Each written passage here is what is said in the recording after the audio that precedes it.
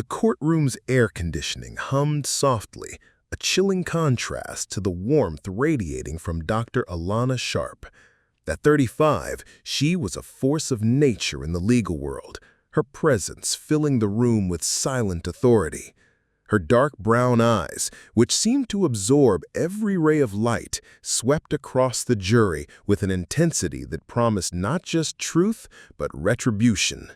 Today, she was at her peak, defending yet another victim of corporate greed. But behind her impeccable posture and elegant bun, a haunted past propelled her.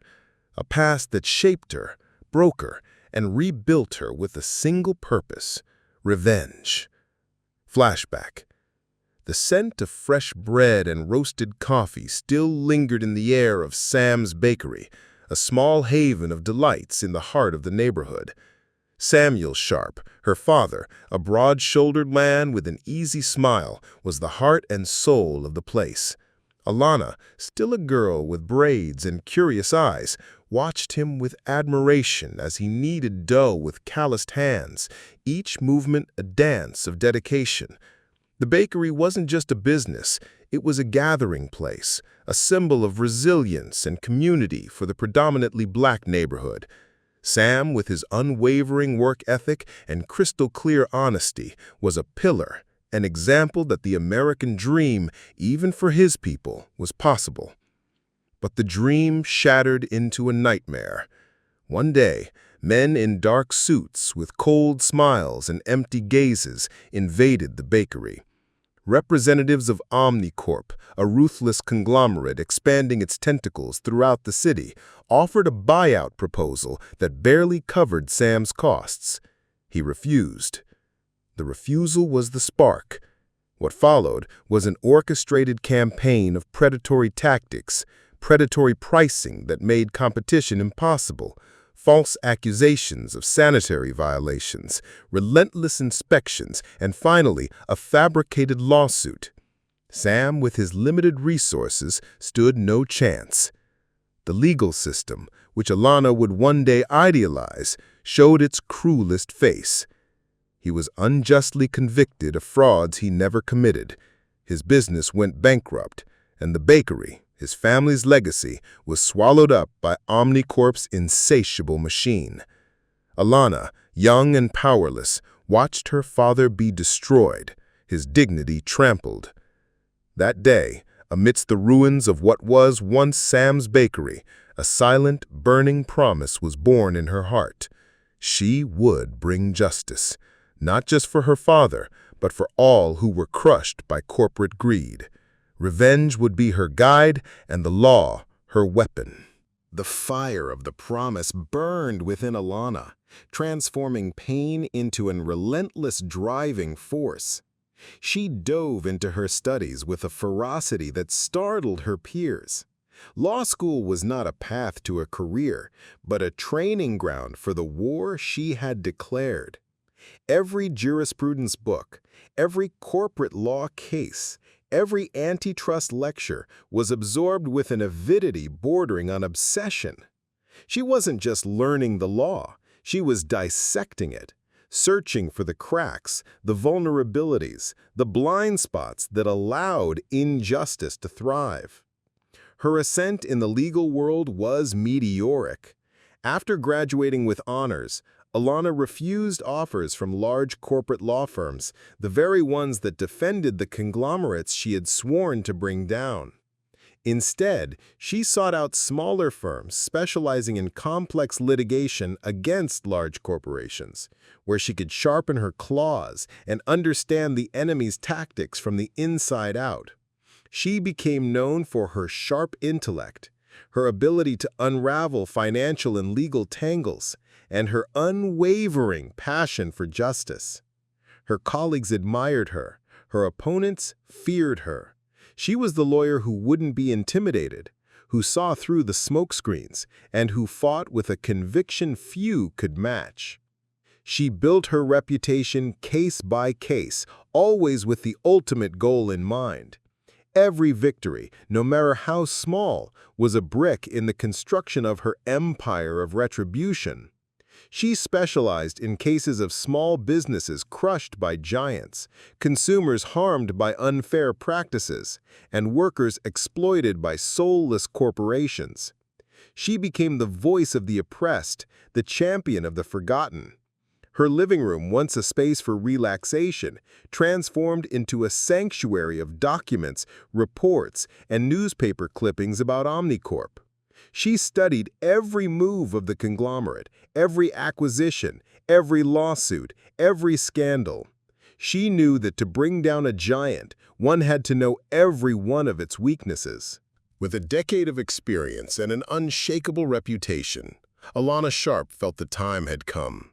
Omnicorp, the behemoth that had crushed her family, was now her sole and undeniable target. She would not act on impulse, but with the surgical precision of a patient predator.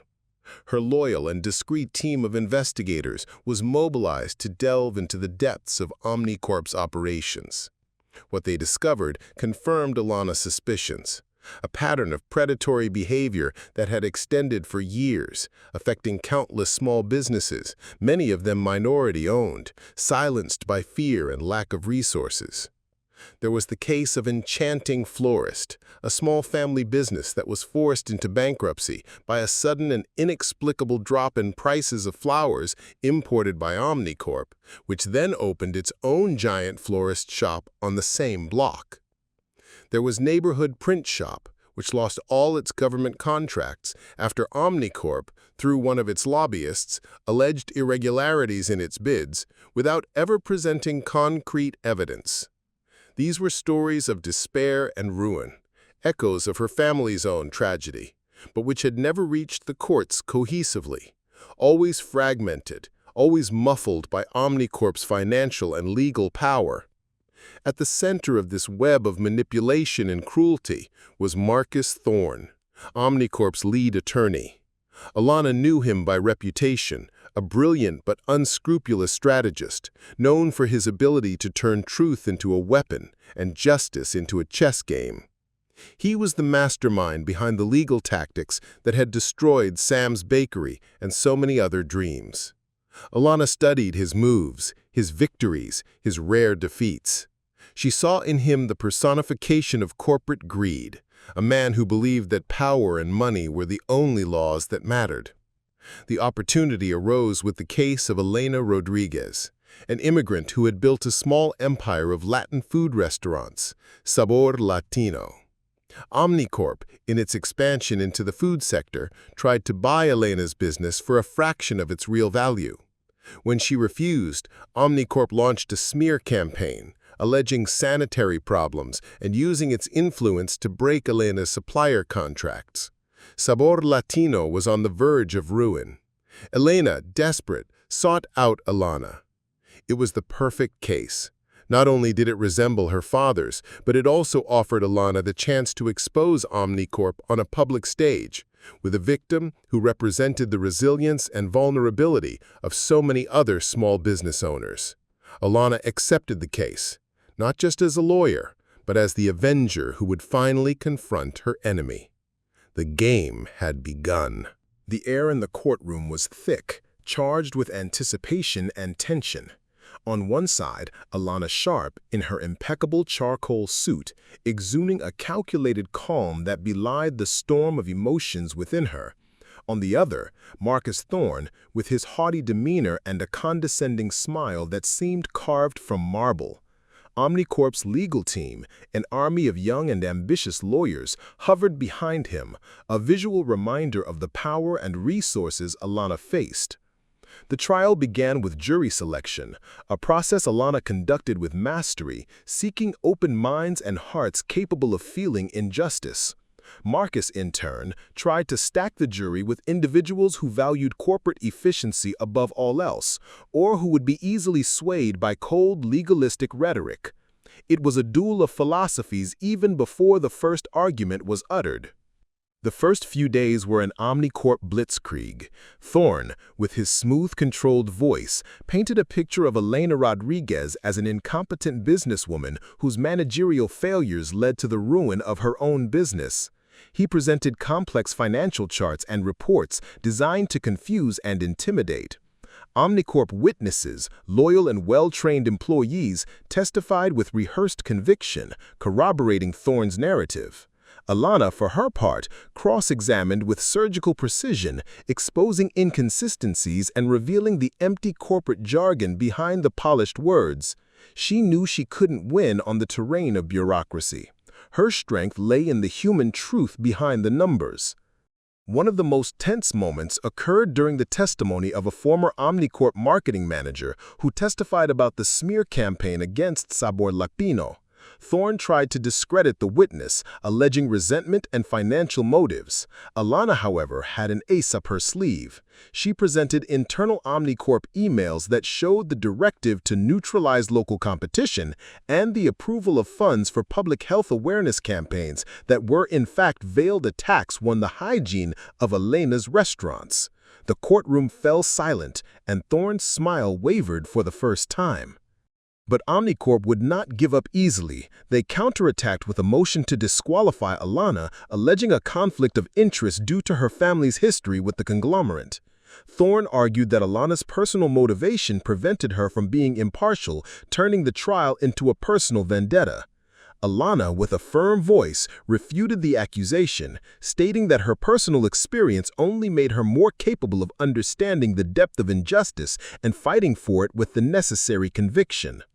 The judge, after a brief deliberation, denied the motion, but the attack made it clear that Omnicorp would spare no effort to demoralize her. Alana knew she needed more. The evidence she had was strong, but Omnicorp was a formidable adversary, with unlimited resources to distort the truth. She needed something that would irrevocably break Thorne's narrative, something that would expose the rot at the core of the conglomerate. As the legal battle dragged on, Alana and her team worked tirelessly through the nights, sifting through documents, looking for a loophole, a flaw, a missing link that would connect Omnicorp not just to predatory tactics, but to a deeper, systemic conspiracy. With each passing day, the pressure mounted, but Alana's determination, fueled by the memory of her father, only grew stronger. She was ready for the climax, for the revelation that would change the course of the trial and perhaps the fate of many others. The courtroom was packed, the tension palpable. The media, eager for every twist, filled the galleries. Alana, with a calm and controlled voice, called her last witness, David Chen, a former Omnicorp systems engineer. Thorne, with a sneer, objected, claiming irrelevance.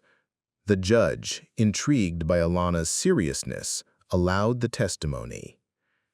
Chen, a middle-aged man with a visibly shaken demeanor, began to recount how Omnicorp had developed a secret algorithm, internally nicknamed the Reaper.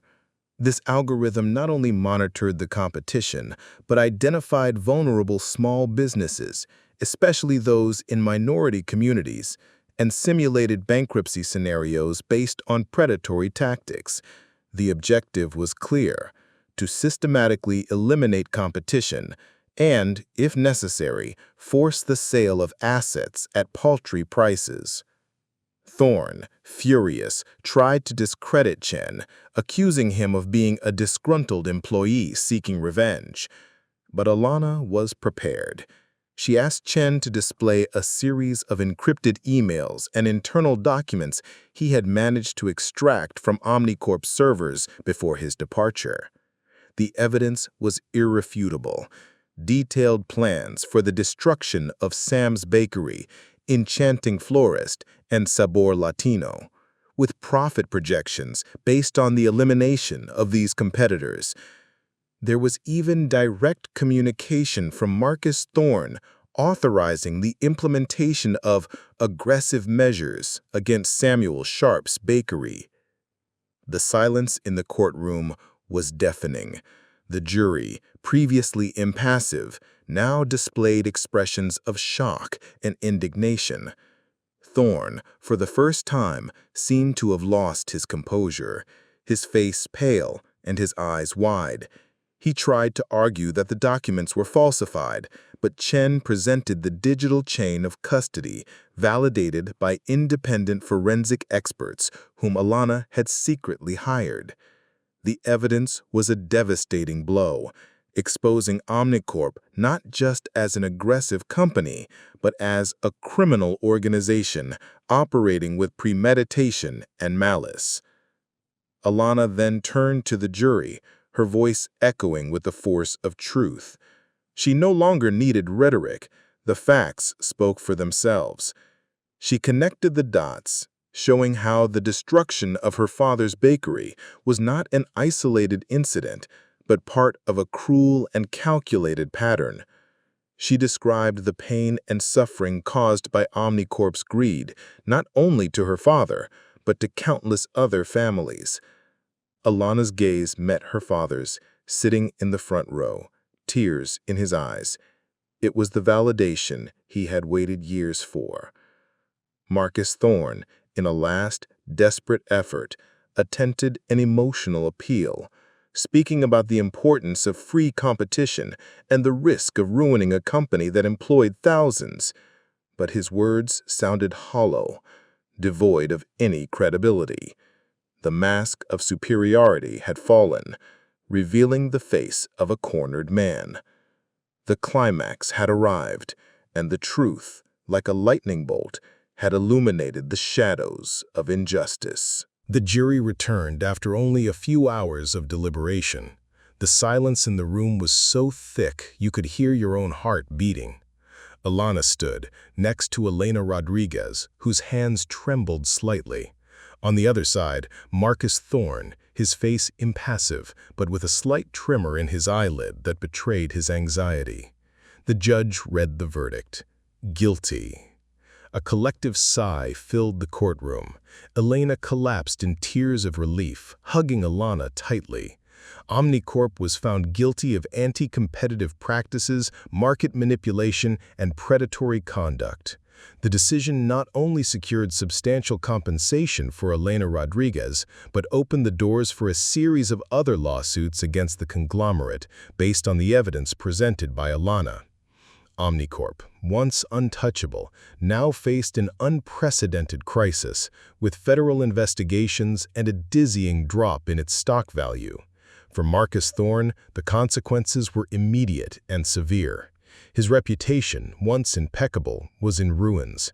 He was disbarred, faced criminal charges for his involvement in Omnicorp's illegal tactics, and was ultimately convicted. The man who had manipulated the law for his own benefit now felt its weight upon him. His fall was as spectacular as his rise, a grim reminder that no matter how powerful one becomes, justice eventually finds its way. The most significant moment, however, occurred outside the courtroom. Alana found her father, Samuel, who was waiting for her with tear-filled eyes. He didn't say a word, just hugged him with the strength of a man who had carried a heavy burden for years and who, finally, saw it lifted. In that embrace, Alana felt redemption. It wasn't petty revenge, but the restoration of her father's dignity, the validation of his innocence, and proof that justice, however slow, could prevail. The pain of the past would not disappear, but the wound was now healing, and peace, long denied, finally settled in. Alana Sharp did not stop there. The victory against Omnicorp propelled her to a new level, not only as a lawyer, but as a powerful voice in the fight against corporate injustice. She founded a nonprofit organization dedicated to supporting small businesses and minority communities against predatory tactics by large corporations. Her story became a beacon of hope, a testament to the power of resilience, courage, and unwavering belief in justice. The law, once used to destroy, became in her hands a tool for vengeance and social change, proving that even in the most complex and unjust system, the fight for what is right is never in vain. And so, the lawyer's revenge transformed into a legacy of hope and empowerment for future generations.